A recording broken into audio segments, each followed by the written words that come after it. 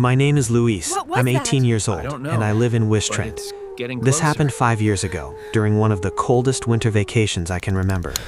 The snow had been falling nonstop since morning, covering everything in a pale, frozen silence.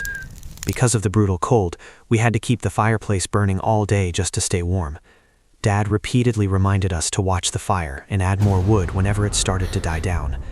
But the next day, we ignored everything he said.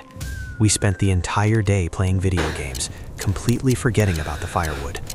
By the time we finally looked at the clock, it was already 9 p.m., and the house was freezing. We had run out of wood. Dad erupted in anger. As punishment, he ordered my sister, who was 21 years old, and me to walk to a famous local woodsman shop to buy more firewood. His shop was about half a kilometer away at the edge of the forest. The woodsman was a huge man with a long beard and a black and white striped shirt, the kind lumberjacks wear in old movies. Welcome. He talked a lot when we arrived, almost too much, as if trying to distract us.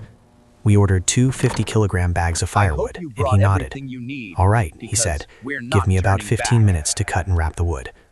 Suddenly, my sister clutched her stomach. She needed to use the restroom. The woodsman said he would show her the way, so she followed him behind the shop. I sat alone near the counter, waiting. 15 minutes passed. The air felt heavy, colder than outside. The shop was strangely silent, except for the faint creaking of old wooden beams. I called out to my sister, but there was no answer. But it's so The woodsman dark. didn't return either. A feeling of dread slowly crept up my spine. Then my phone buzzed. "Once you get the wood, come home immediately. The local news says a serial killer is on the loose. They think he's hiding somewhere near our town." He attached a photo of the suspect. My heart nearly stopped. The man in the photo looked exactly like the woodsman. I wanted to scream, but before I could do anything, the woodsman suddenly appeared from the back of the shop, carrying a massive bag of firewood over his shoulder. The woodsman strikes He smiled again. widely, too widely, like he was trying to hide something behind that grin. Where is my sister?" I asked, my voice shaking. He winked. "Oh, she's not far from you.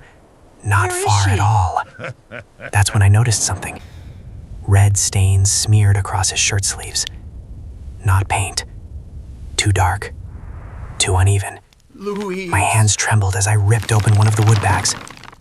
Inside, among the chopped logs, was my sister's pink hair clip.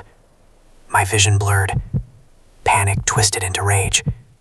Without thinking, I grabbed the heavy bag of wood and hurled it at him with all my strength. The impact knocked him onto the floor with a loud thud. I rushed to him, pulled out my pocket knife, and stabbed him over and over, driven by pure terror. Then, "Stop, Luiz!" A scream echoed through the shop. It was my sister, standing behind me, crying. "It was just a prank," she sobbed. "He was helping me set it up. We didn't know she'd react like this." The world around me shattered. I dropped the knife. My mind went blank. Had I just murdered an innocent man? But before I could even process what I had done, reality snapped back. We were alone. Luiz, The shop was isolated, Just a little further, Anna. and if someone found us here, I forced myself to move. We looked around for a place to hide the body and found a locked room at the back. We broke the door open, dragging the woodsman inside. When I turned on the light, my sister screamed.